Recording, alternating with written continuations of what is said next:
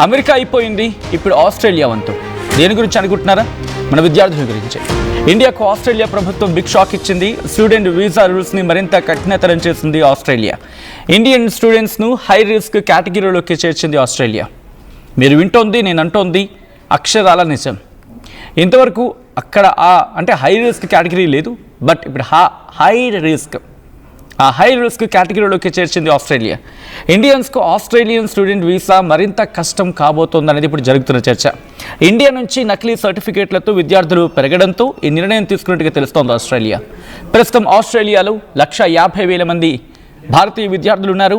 గతంలోనూ ఇండియన్స్కు వ్యతిరేకంగా ఆస్ట్రేలియాలో ఒక పెద్ద ఎత్తున ర్యాలీలు తీసిన క్రమం. అయితే అంతకన్నా ముందు అసలు ఆస్ట్రేలియా ప్రభుత్వం ఎందుకు నిర్ణయం తీసుకుంది, దానికున్న బలమైన కారణాలు ఏంటి మాట్లాడుకుందాం. ఆ తర్వాత డీటెయిల్గా మన మీద ఏ మేరకు ప్రభావం ఉండబోతుంది అనేది చర్చించుకుందాం. ఆస్ట్రేలియా ప్రభుత్వం రీసెంట్గా అంటే జనవరి 2026 బహుశా 8వ తారీఖున అనుకుంటా, subject to the correction here, తమ వీసా నిబంధనలు గణనీయంగా కఠినతరం చేస్తుంది. మరి ముఖ్యంగా భారతీయ విద్యార్థులపై ఈ మార్పుల ప్రభావం ఎక్కువగా ఉంటుంది. దీనికి ప్రధాన కారణంగా మాట్లాడుకున్న సందర్భంలో మొదటిది హై రిస్క్ కేటగిరీ.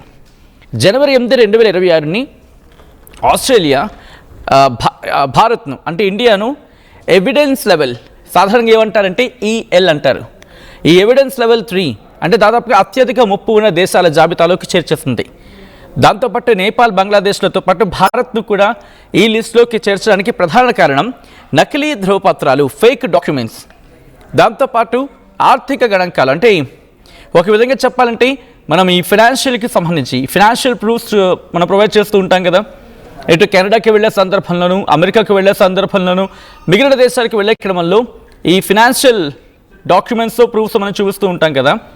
వీటిల్లో కూడా వీటితో వీసాలు పొందుతున్నారు, ఈ తప్పుడు వీసాలను పొందుతున్నారు అనేది ఇక్కడ వినిపిస్తున్నమాట.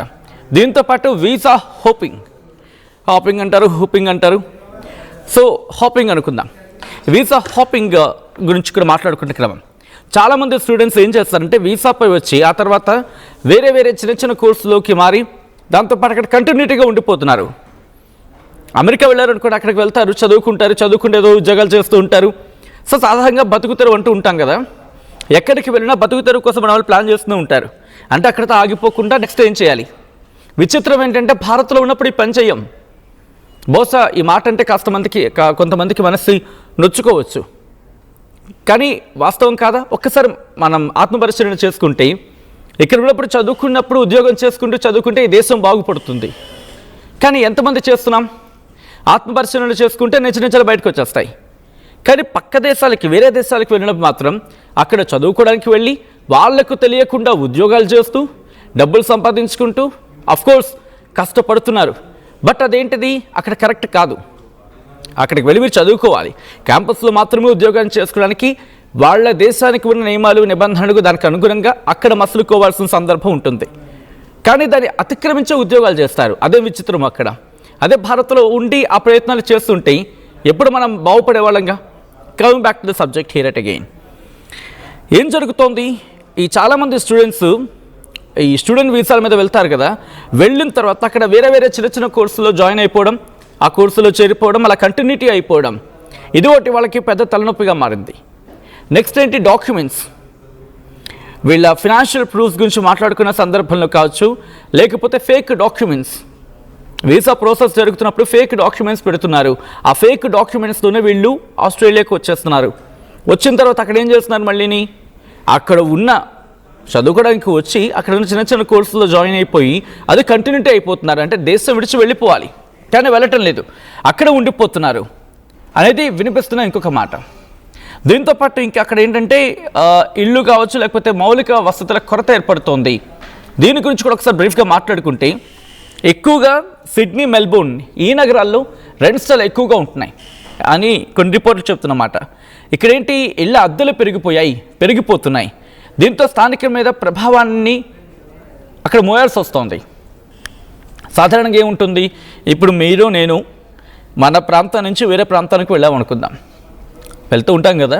అక్కడేమవుతుంది, అక్కడ లోకలైట్స్కి స్పేస్ ఉండదు. మనం వెళ్ళి అక్కడ ఆక్యుపై చేసుకున్నాం అనుకోండి, ఆబ్వియస్లీ అక్కడ డిమాండ్ పెరుగుతుంది. ఫర్ సపోజ్ ఎక్స్ అనే వ్యక్తి ఒక ప్రాంతంలో ఉన్నాడు, ఏ అనే వ్యక్తి ఎక్స్ అనే ప్రాంతంలో నివాసం ఉంటున్నారు.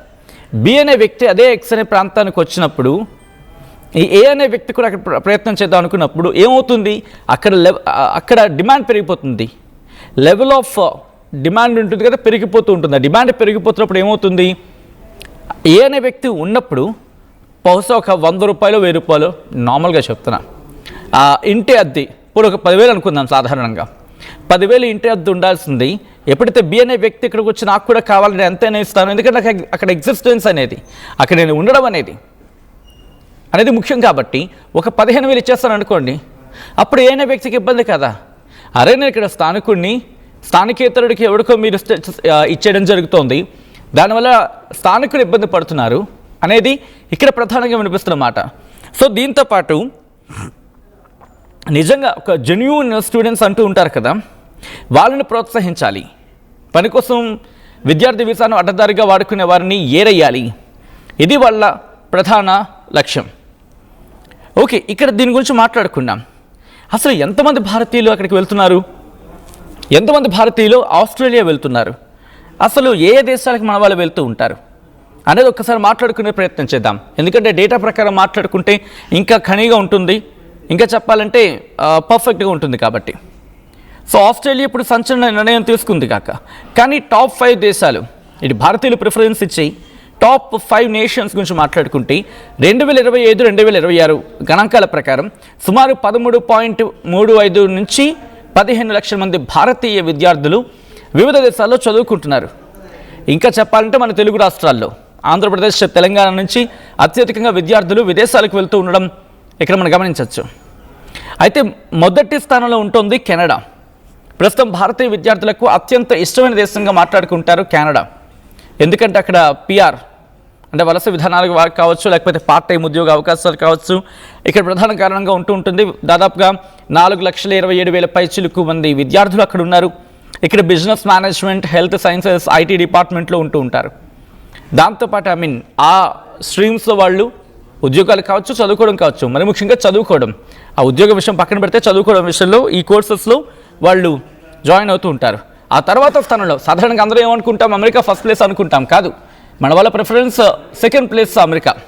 ఎందుకంటే రీసెర్చ్ అలాగే టెక్నాలజీ దీన్ని అక్కడ నేర్చుకోవడానికి ప్రపంచంలోని అమెరికా అగ్రస్థానం అది. దీంతో ఐవీ లీగ్ విశ్వవిద్యాలయాలు ఉంటూ ఉంటాయి. ఇక్కడ ఉండడం వల్ల టాలెంటెడ్ స్టూడెంట్స్ ఇక్కడ రావడానికి, లేకపోతే సాధారణంగా ఏమంటూ ఉంటాం ప్రొఫెషనల్స్ ఇక్కడ రావడానికి ప్రిఫర్ చేస్తూ ఉంటారు. సో గత ఏడాదితో పోలిస్తే ఏడాది ఆ సంఖ్య తగ్గిపోయింది. దాదాపుగా 3,37,000 పైచిలుకు. అఫ్కోర్స్ ట్రంప్ వచ్చిన తర్వాత సంఖ్య తగ్గింది, లేకపోతే అమెరికాకి మన వాళ్ళు మొగ్గు బాగానే చూపేవాళ్ళు. ఇక్కడ stem courses, science, technology, engineering, mathematics, MBA ఈ కోర్సెస్కి మన వాళ్ళు ప్రిఫరెన్స్ ఇస్తూ ఉంటారు. ఆ తర్వాత వచ్చేది యునైటెడ్ కింగ్డమ్ అంటే యూకే, ఏమంటామంటే బ్రిటన్ అంటూ ఉంటాం. ఇక్కడ మాస్టర్స్ కోర్స్ టైం లిమిటేషన్ గురించి మాట్లాడుకుంటూ ఉంటారు కదా, ఇక్కడ 1 year ఉంటూ ఉంటుంది టైం బౌండ్ గురించి మాట్లాడుకుంటే. చదివేసిన తర్వాత ఒక 2 ఏళ్ళు వర్క్ వీసా, గ్రాడ్యుయేట్ రూట్ అంటూ ఉంటారు, బహుశా subject the correction here again, అది కూడా వాళ్ళకి లభిస్తూ ఉంటుంది. ఇంత విద్యార్థులు అక్కడికి మొగ్గు చూపుతూ ఉంటారు. ప్రస్తుతం మన వాళ్ళు 185,000 మంది పైచిలకు అక్కడ ఉన్నారు. ఇక్కడ మన యూకే గురించి మాట్లాడుకుంటే, సో ఇక్కడ డేటా సైన్స్, ఆర్టిఫిషియల్ ఇంటెలిజెన్స్, లా ఈ కోర్సెస్, వీటి మీద ఈ కోర్సెస్లో మన వాళ్ళు ఉంటూ ఉంటారు. ఆ తర్వాత 4వ స్థానంలో ఉంది ఆస్ట్రేలియా. 4వ స్థానంలో ఉంది ఆస్ట్రేలియా. బట్ ఆ 4వ స్థానంలో ఉన్న ఆస్ట్రేలియా కూడా ఇప్పుడు మన మీద పట్టు బిగించే ప్రయత్నం చేస్తుంది, మనని ఉక్కిరిబిక్కిరి ప్రయత్నం చేస్తుందంటే కనుక బిగ్గెస్ట్ క్వశ్చన్ మార్క్. అయితే ఇక్కడ ఎందుకు వెళ్తారంటే అక్కడ జీవన ప్రమాణాలు చాలా నాణ్యంగా ఉంటూ ఉంటాయి. చదువు తర్వాత అక్కడ సెటిల్ అయ్యేందుకు అవకాశాలు కూడా చాలా ఎక్కువగా ఉంటాయి. అందుకని ఆస్ట్రేలియాని ప్రిఫర్ చేస్తూ ఉంటారు. ఇక్కడ దాదాపుగా 122,000 మంది పైచిలుకు విద్యార్థులు ఉన్నారు 2025-2026 గణాంకాల ప్రకారం. ఇక్కడ ఇంజనీరింగ్, అకౌంటింగ్, నర్సింగ్ కోర్సెస్లో మన వాళ్ళు ఎక్కువగా ఉంటూ ఉంటారు. ఆ తర్వాత ఆఖరి స్థానంలో ఉండేది జర్మనీ. ఇక్కడ ఎందుకు ప్రిఫర్ చేస్తారంటే ట్యూషన్ ఫీజు తక్కువ ఉంటుంది, లేదా ఫ్రీ ఎడ్యుకేషన్ గురించి మాట్లాడుకుంటూ ఉంటారు. అక్కడ పబ్లిక్ యూనివర్సిటీలు వీటి గురించి మాట్లాడుతూ ఉంటాయి. దీనివల్ల జర్మనీ ఈ మధ్య ఇండియన్స్కి హాట్ ఫేవరెట్గా మారుతోంది. దాదాపుగా 40,000 నుంచి 50,000 పైచిలుకు 40,000 నుంచి 50,000 మంది విద్యార్థులు ఇక్కడ ఉన్నారు.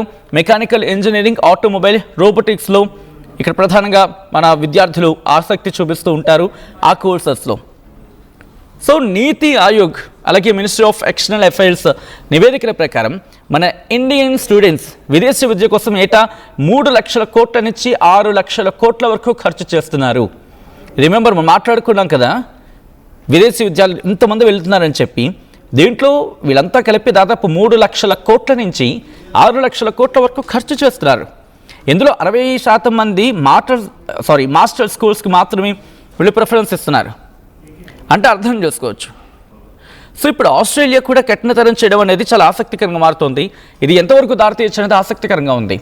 మరి అమెరికా తర్వాత ఇప్పుడు ఆస్ట్రేలియా వాళ్ళని పట్టు బిగించబోతుందా? కేవలం ఇది నకిలీ ధృవపత్రాలు మాత్రమే కారణమా, లేకపోతే భారత్ని చూసి ఓర్వలేని తనం ఏమైనా కనిపిస్తోంది ఇక్కడ? మీ అభిప్రాయం ఏంటి? కామెంట్ చేసే ప్రయత్నం చేయండి.